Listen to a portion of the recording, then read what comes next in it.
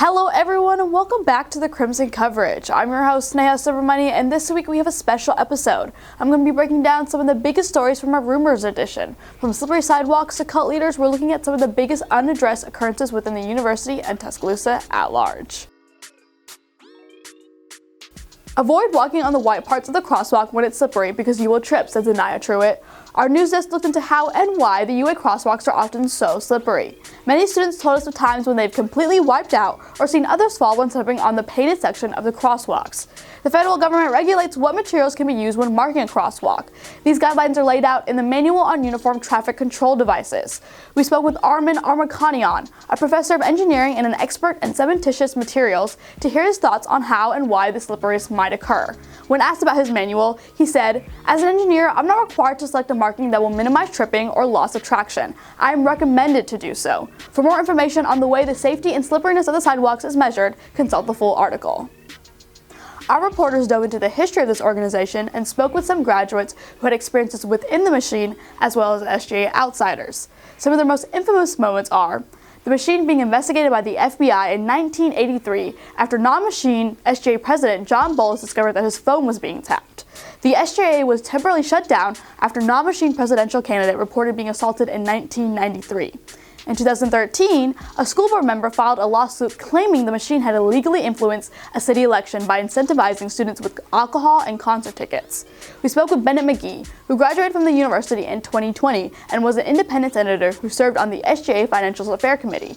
When asked about the possible influence, he said, "I guess my assessment of the machine's influence on SGA elections is that they don't have an influence. They run the elections." Read the full story for more details and interviews from those who have experiences within the machine.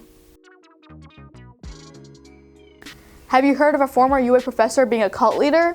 In 1997, all members of the Heaven's Gate cult took part in mass suicide, believing that a UFO would come and take them to heaven.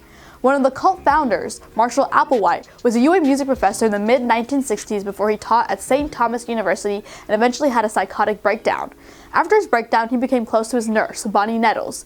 After Applewhite had his breakdown, the two of them created a set of apocalyptic spiritual beliefs and started to recruit followers in order to spread their alien-centric spiritual message. Their cult continued to grow until the eventual mass suicide of 39 people. The Culture Desk wanted to figure out what condition UA's off-campus apartments might be in. There are 167 apartments listed on UA's off-campus housing resource page. Most off-campus housing complexes have good reviews. However, some of those complexes have faced complaints of poor management, broken appliances, mold, flooding, and security concerns. Several complexes have even been the target of attempted robberies and break-ins.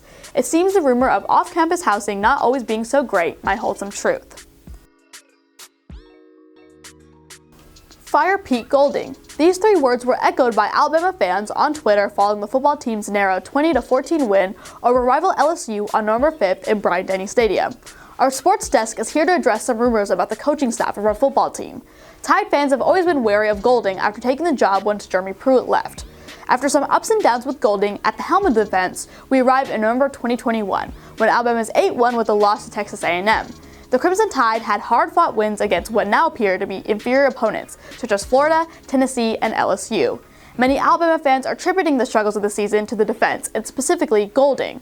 Alabama is 11th in the country in total defense, 5th in rushing defense, 12th in turnover margin, and 8th in interceptions. The Crimson Tide has been above average statistically in almost every major defensive category. Our sports writers argue that maybe we should look on the other side of the ball at our offensive coordinator, Bill O'Brien, for where the blame might fall. For a more in-depth analysis of the reasoning, be sure to check out the full article. Thanks for watching! The Rumors edition is available digitally and in stands this week. Be sure to get a copy to read the full versions of these stories and more. We'll be back after Thanksgiving break with more campus updates.